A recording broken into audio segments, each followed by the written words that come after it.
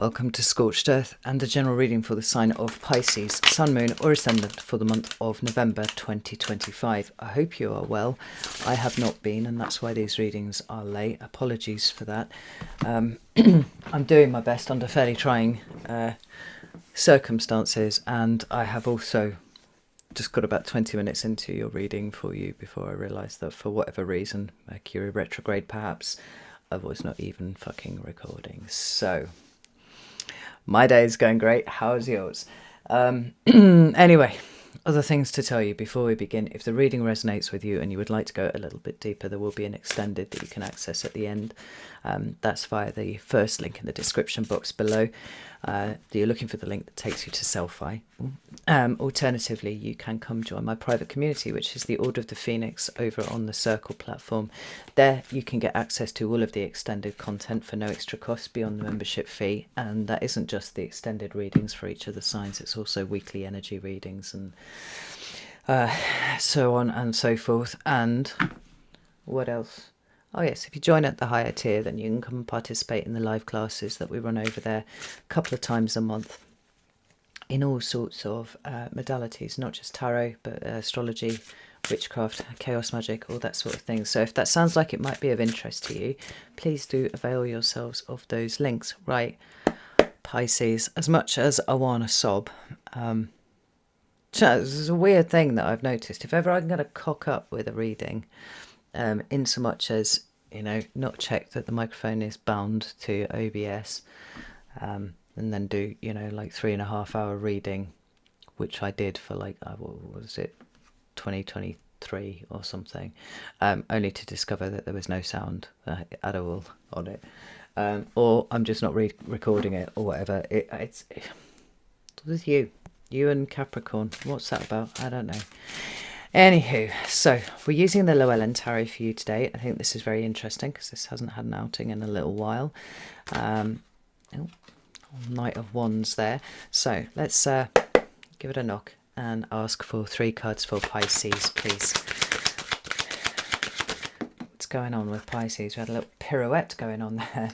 Right, so we have the Death reversed card. The Death card reversed, rather. We have the Two of Swords on its side, and then what's coming towards Pisces, please, for November. We have the High Priestess. Beautiful, your card, Pisces. Right, even though these are straight on my table, clearly my camera is not straight, so I'm going to just put them so that they look straight to you. At the bottom of the deck, we have the King of Wands. This is a delicious energy for getting things done, but more importantly, and I think perhaps more pertinently for you, what the King of Wands does very, very well is understand timing and rhythm of things, right?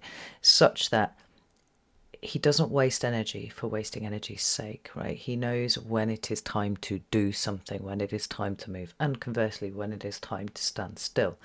Now, when you combine that with the energy of the High Priestess right there, we have a situation where there is a knowing accompanied with, at some point, a doing. And we'll look into what that means. This Death card in reverse is very, very interesting because it actually showed up twice in the reading that I just did not record for you. So in the upright, though, I have to say, tell me about this Death card. Why is this here for Pisces?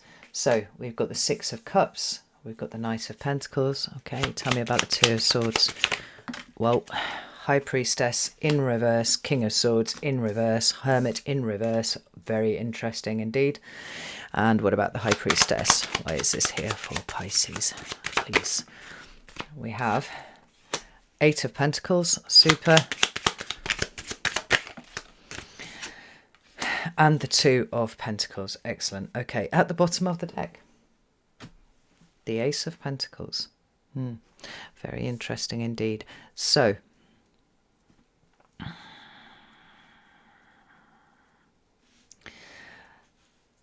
what I just said about the High Priestess and the King of Wands seems even more apt now I'm looking at the clarifiers that are on the table.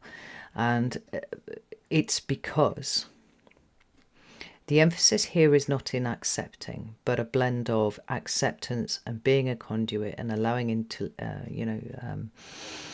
intuitive information to flow, but with the understanding that there is something to be done with it, right? It is not simply a case of passively accepting whatever comes along, which is very, very interesting, because the time is nigh, or at least very, very close, for some fairly focused attention and energy into the beginning stage of something. Now, when the Ace of Pentacles comes up, it is the potential for things like new homes, new jobs, some sort of increase in your material existence or improvement in your material existence, right? It is not the thing itself falling into your lap. That's the first thing that I want to make clear, right? So what we've got here is the King of Wands listening to the rhythm, listening to the movement of the energies of the moment and saying, not yet, not yet, not now, right, in terms of actions being taken. Now, the energy of the King of Wands is actually quite swift. It can get a lot done. But it has a considerable amount of momentum at its disposal, and also what's the word that I'm looking for? That kind of stamina. There we go. It's got a lot of stamina as well, but he's not going to expend energy where he doesn't need to. The thing is, though, with this Ace of Pentacles, it's almost like a gap is clearing in the clouds, where it will be the perfect time to plant the perfect seed for something. Now, for me, the Pentacles are energetic currency, so they are not limited to simply things like material assets. It's not just limited to things like money, but it can definitely involve those things. For me, the Pentacles speak of investment and an understanding of the value of things such as time, care, effort, money, love, attention, energy, all of these things, right? Being focused on one point with the intention of creating something bigger, right? Something that kickstarts the whole suit of Pentacles, moving towards some sort of culmination point, which in turn will give way to a new Ace of Pentacles, right? It's consistent improvement, essentially. But it is those things that take a little while to bring about, and that's why we have to really believe in the value of them to keep investing, right?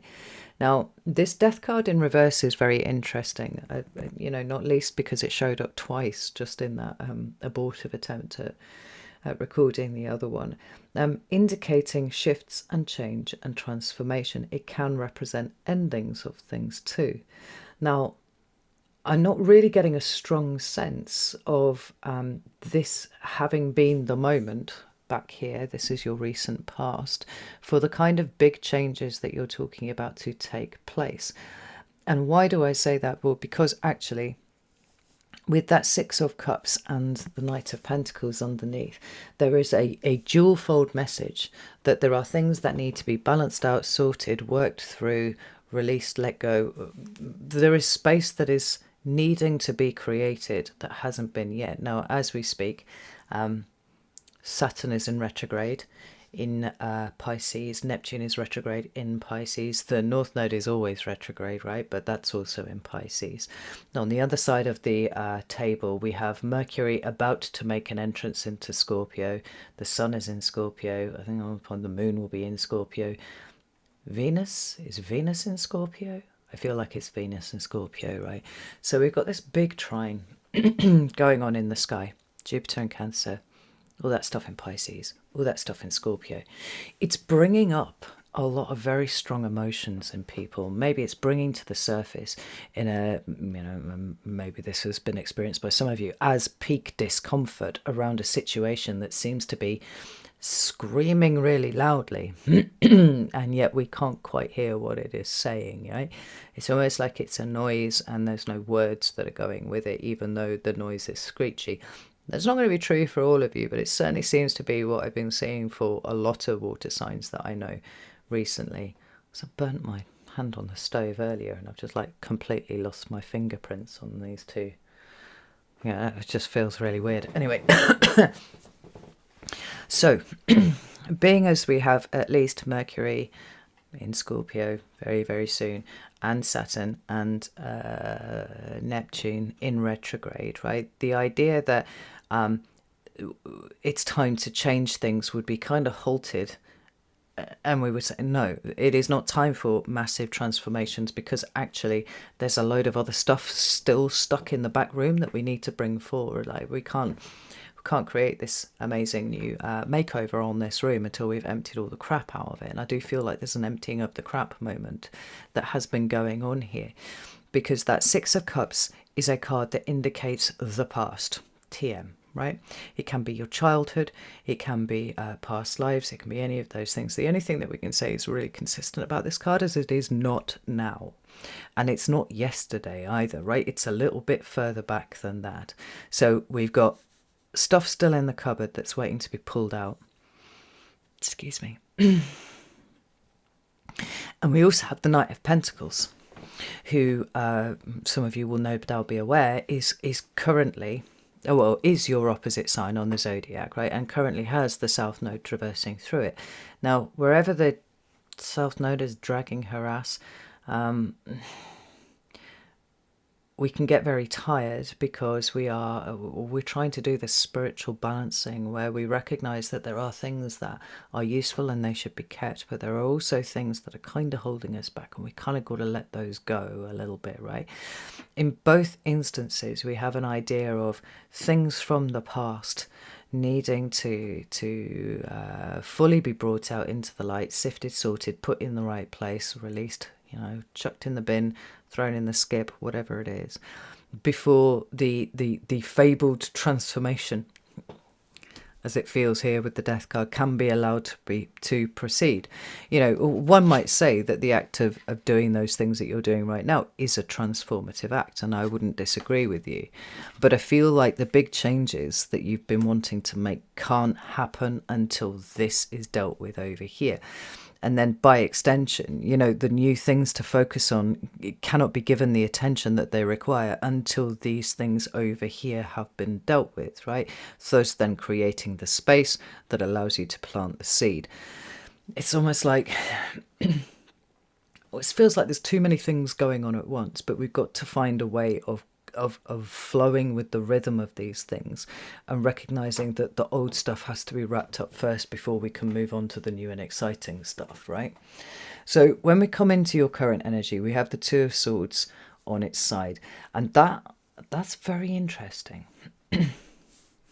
When the Two of Swords is in the upright like this, so we've got a certain amount of obliviousness toward other types of input that could be coming in that would help us make a decision between these two swords, right? But the problem is she's blindfolded, she's got her back to the water, she's got her back to the moon, right? All of these things that would naturally come in to offer their six penn'orth worth, as we would say in the UK, right? About any given situation. She's kind of turned her back on all of them, and she's got these two swords that are effectively identical. That we are led to believe she's trying to make some sort of decision about, right? Trying to pick one. But at the same time, she's kind of blinded herself to all the things that she needs to make the decision. And I feel like there's just a few too many of those things depicted on that card for us to believe that this is something that has happened by accident, which is to say that the subconscious has actually kind of screened off bits of the brain and said, no, you don't want to go there because that's too uncomfortable. Now, for me, the whole thrust of this card is that there are things that we're not looking at because we don't want to look at them. Whether consciously or unconsciously, we don't want to look at them, and so we can't see them. Kind of like, I can't see you, you're not there. That sort of thing, right? Now, when it shows up in the reverse like this, what we've got is a situation whereby things are being revealed, right? There is a willingness to look at these things. And where there is a willingness to look at the things, then generally we find we actually already know what it is that we want. We already know the direction we want to travel, but there was a cost that we didn't want to pay involved with it. And that's why we didn't see it. When it's on its side like this, it's sort of neutralizing the energy, because it's saying it's here and it's operative. And it could go one way or it could go the other. And really, you're the one who decides which way round that is. Now, if you allow yourself to get distracted by, for example, things like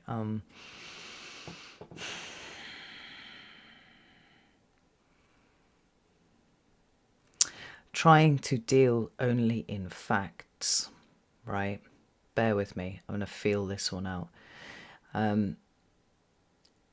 Trying to impose a degree of logic onto the situation that it seems to me is a logicless situation, then you're going to arrive at a different set of conclusions than you might do if you paid attention to the emotions that are trying to scream at you, to see what they're saying. Now, normally, what we would say is we need a bit of introspection, bit of a consultation with the intuition. What is it that we actually know? What are we responding to? And then some sort of decision that is made off the back of that, right? That would be the King of Swords. It's Aquarius energy. It's very much about decision-making energy. And yet, the advice of all of the cards seems to be coming up in the reverse. And what is interesting about that is that each one of them screams that now is not a time to be passive. The High Priestess in the upright is a kind of, it's a passive energy, right? She actually is surpassed only in passivity by the Hanged Man, who is quite literally hanging himself upside down, right? She's just kind of sitting there. She's absorbing it. She's accepting it. She's allowing it to move through her. But the cards are saying that's not terribly useful for you to do at the moment. The Hermit card, normally the card of going within and looking for the answers that we're looking for. It's not a good idea for that. I mean, when the Hermit shows up in the reverse, for me, it's a case of actually emerging from where we have been and beginning to interact with people and situations around us rather than secluding ourselves while we try and work things out. We try and think things through. And then we have the King of Swords who's saying, like, why are you trying to make decisions using your mind when it's not your mind that is, when it is actually your mind, rather, that is causing the problem right now, right? Because this energy, it's sort of here, but it doesn't really know which way to go. It doesn't really know how to engage itself. And if we think about the problems of the swords in this Two of Swords, and we say, well, what it needs is a better mind than mine, right, to come in and sift through the problem of the swords, and the King of Swords will be able to tell me which one of those is the better. Really, the King of Swords is a representation of everything that is the problem in the first place. And so he's going to come in and he's going to say, well, these swords are effectively identical. I can find nothing to choose between them. That's because what's going on here was never about the swords. It's what's going on around the swords. And whilst you usually take the position of silent witness, right, you do that very, very well. Absorbing the energies of a situation and allowing those to tell you far more than your mind ever could about what's going on. I can't help but feel that there is there's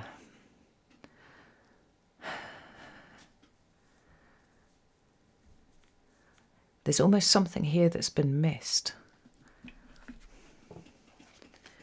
And it's the reason why everything isn't just flowing and making sense. What's been missed between there and there? Right, we've got the Five of Wands and we've got the Eight of Pentacles. Now, quite straight up, the meaning of those two cards is, struggling or being conflicted about work, right? Effort, discipline, commitment.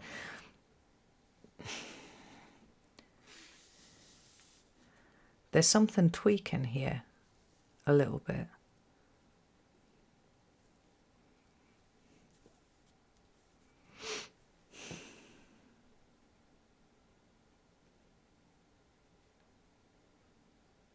The Five of Wands is instability, right? But it's instability around action, so it's not cooperative energy. It's struggle. It's Saturn and Leo, right? So it's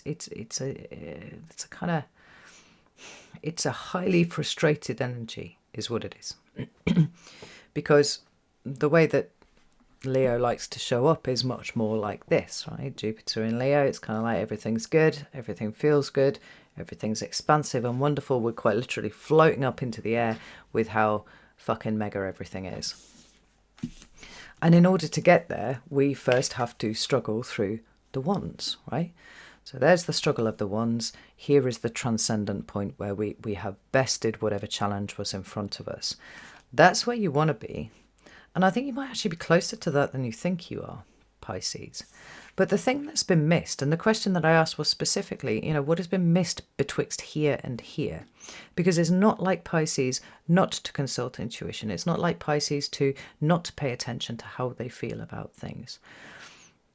But I do wonder if maybe part of what's going on here is you accidentally falling into cosmic washing machine territory again, or, just acting like a giant natural sponge, a dry natural sponge that's just been tossed into a bucket. And now you've kind of sucked up a lot of stuff. And a lot of what you've sucked up isn't yours, Pisces. Because this struggle and this conflict around work, right? I'm going to put air quotes around that because I think it's more about what one is committed to.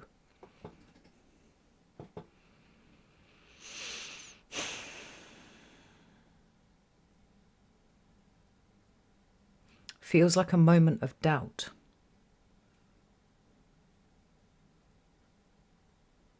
And the thing that we haven't really asked is the case, it is whether actually other people are sticking their all in on what you're trying to do. And it's from there that the seed of doubt has emerged. Because whatever this is over here, in both instances kind of pointing to past emotional shit and the detail of past emotional shit, which is very much retrograde energy, right? And then we've got this Saturn card here, which although it's Saturn in Leo, it is still Saturn. And that's in your sign at the moment. It's starting to make me wonder if the problem is actually the fact that your boundary membranes have been a little bit more permeable than they should have been recently. And now people are knocking the direction that you've been going in, and it's just planted that little seed of doubt.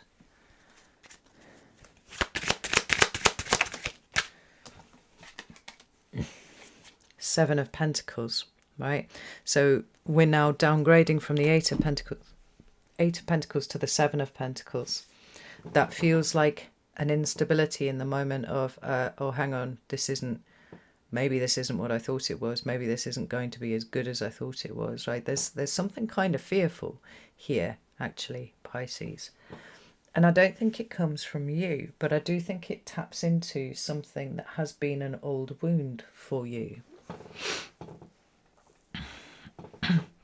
Particularly around a sense of self, right? People have had far too much access to you over the years, Pisces, because you allowed it to be so, right? You didn't know that it was okay for you to not allow that. And to some extent, like a lot of you liked that. But as you have developed a sense of self over the last few years, I think you have big plans. I think you have really big plans, Pisces. And I think you've just let somebody who, quite frankly, at this point has been only projecting their own insecurities onto the situation, plant enough of a seed of doubt that suddenly what was clear and straightforward feels anything but. And now we're kind of second guessing ourselves and stepping back and going, oh, maybe they're right. Like maybe they understand this situation a little better than I do. Maybe I've fooled myself into this. Maybe this is an act of fantasy that I've had, Because this Two of Swords, King of Swords actually seems to be like an overabundance of swords energy for you, where we're thinking just a little bit too much about it. When actually what we should be looking for are the ways in which we action shit. So suddenly everything feels harder than it should be. 10 of Wands. And it's almost like there's something burdensome about what other people have caused you to suck up with your sponge. Right? They kind of permeated your membranes and going, well, you can't do that. You won't be successful at that. Like, or Yeah, you will, but it's probably going to be more work than you've ever experienced in your life. And suddenly you're like, oh shit, did I just not think this through at all? But look how these cards here are actually asking you not to accept somebody else's decision, not to accept somebody else's judgment of it, not to go digging around to see if you made a mistake. I mean, that's the thrust of this reading here. It's the thrust of the cards as they're presenting the energy, because when we move into the rest of November, we have the High Priestess. Now, without that, the benefit of the energy of the King of Wands there, I would have said you're allowing somebody to stop you from doing what you're trying to do for yourself, right? You've kind of gone into acceptance mode. Oh, well, maybe you're right. You know, perhaps I didn't think this through or whatever. And you're just kind of vibing in that space. But the fact that the High Priestess is showing up with the King of Wands feels like a resurgence of that self-confidence and that determination that actually you are going to make this happen. You know, the fact that the Six of Wands is underneath here, the fact that the King of Wands is underneath here, Ace of Pentacles is here, right? We've got this this net that is sitting underneath you that's going, Pisces, why the fuck are you listening to that? Push up, you know. And you are choosing to do that, because here we see the Eight of Pentacles showing up again, but this time without the spectre of conflict over the top, and certainly not then kind of pulling back into that, is this really right for me? I don't know, the second guessing that we're talking about here with this Seven of Pentacles. It's kind of like, no, this is what I want to do, this is what I'm feeling determined about, and whatever happens, I'm going to make it work. And to some extent, this is also borne out by this Two of Pentacles. Now, the Two of Pentacles is a really tricksy little card anyway. I mean, all artists depict it very, very differently, right? They've got different flavours right across all of the cards. Sometimes they look joyful, sometimes they look a little morose, sometimes they look downright panic-stricken. But the idea is there's a separation between the emotional turmoil that's going on in the background, and we can see these ships just kind of rolling around here, right? And the very real act of actually just making things happen. I posted a picture on my Instagram about 3 years ago, and it said, you know, the people who do not believe that something can be done should not interrupt those who are doing it. And I feel like this is 100% what is going on with you, Pisces, because like the naysayers that admittedly seem to have tapped into somewhere where perhaps there is room for a little healing with you, which is around that surety of self. Maybe not. Maybe I'm wrong, right? You know, for you, if Pisces is your first house, then Virgo is your seventh, right? So it's the I and the we.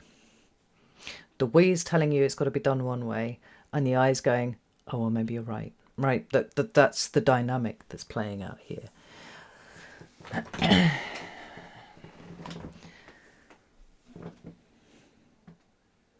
But at the same time, there's something really solid that you want to root. And I think there's a level of self-belief here that's wobbled around ever so slightly, maybe imperceptibly, which is going through a whole, you know, reinvigoration for you to sort of come back to where you were before, but having dealt with whatever the doubt of somebody else touched in this place. It's like doubling down on your self-worth, on your self-confidence, on your ability to make the right decision, and then to action it. Because whatever other people are saying here, if what you can see, if the vision that you have, and I do feel like a lot of this speaks about a vision being created, right? Which is to say, like a vision being brought into reality. There's a lot to be said for your own personal determination to make this happen. Like I said, we've got this very mature energy of the King of Wands of, is it the right time? Is it the right time? Is it the right... Now it's the right time. It's a potent combination of getting things done and making things happen. But it's also underpinned by this great sense of determination that you've got, and the willingness to kind of work to make it happen. Yeah, what that going backwards and forwards here. Now, it may be that there are things going on in the background that are still feeling relatively problematic for you, in terms of how you feel about all of this. But there's something of the chop wood, carry water kind of energy that I'm always shitting on to Sagittarius about here. It's kind of like, is it important? Do you believe in it? Are you willing to make it happen? Will you work at it until it does? Are you prepared to work at it until it does, so that it aligns with the vision that you've had?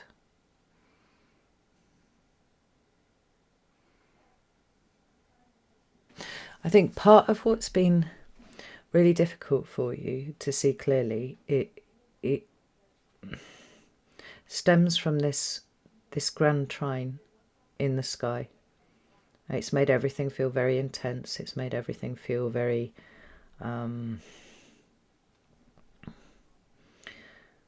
smothering, actually, is probably the word, right? Just the smothering energy. But I think when everything's been conducted at the level of either facts and logic, a la the Two of Swords and the King of Swords, or just pure emotion,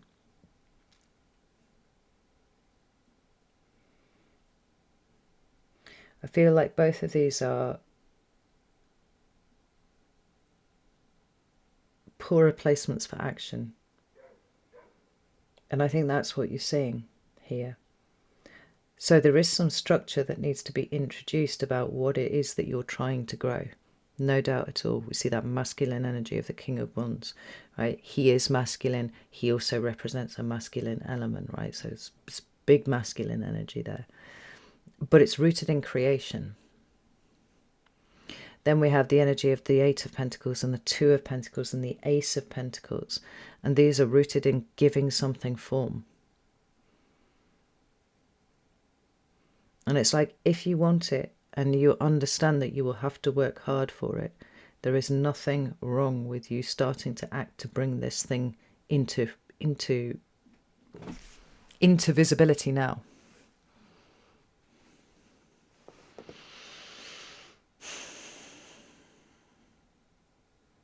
But it could well be that part of the problem has been that just a little bit of you had a doubt in and of itself. Right? And maybe it was a doubt that you tried to paper over, and then somebody came along and put their 2 pennies worth in. And now you've been kind of spinning. Because it touched something that, at least on one level, you were kind of harbouring little feelings about at all. I genuinely believe that faith is worth nothing if it's not a state that we arrive at periodically from going through doubt, right? This is what stops it from being, very blinkered and frankly a little idealistic and ideological. We've got to go through that doubt till we work through whatever that doubt is attached to, and then we come back and then we go, no, this is what I believe in, this is what I'm going to do, and I'm prepared to work solidly at this to give it structure.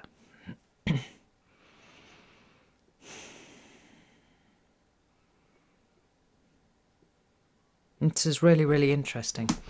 I'm going to go to the extended now because I want to kind of dig into this a little bit more. Because I feel like this is like a little ripple in a bigger story for you. And I'm kind of curious as to what that is. But certainly all the indications are that by the end of the month, this is all going to feel a lot better than it does do right now. And that's fine. So we just got to roll with that a little bit. But if there are doubts that come up, consider the permeability of your membranes, and maybe they've just let a little bit too much in. But also consider the possibility that even letting that in wouldn't really have made any difference to you unless it had accidentally happened upon a matching belief somewhere in you. And this is an opportunity to deal with that, put it to one side, and then move on, start really getting into the activity of whatever this is Fascinating. All right. Know that I love you all very, very much. And I'll see you soon.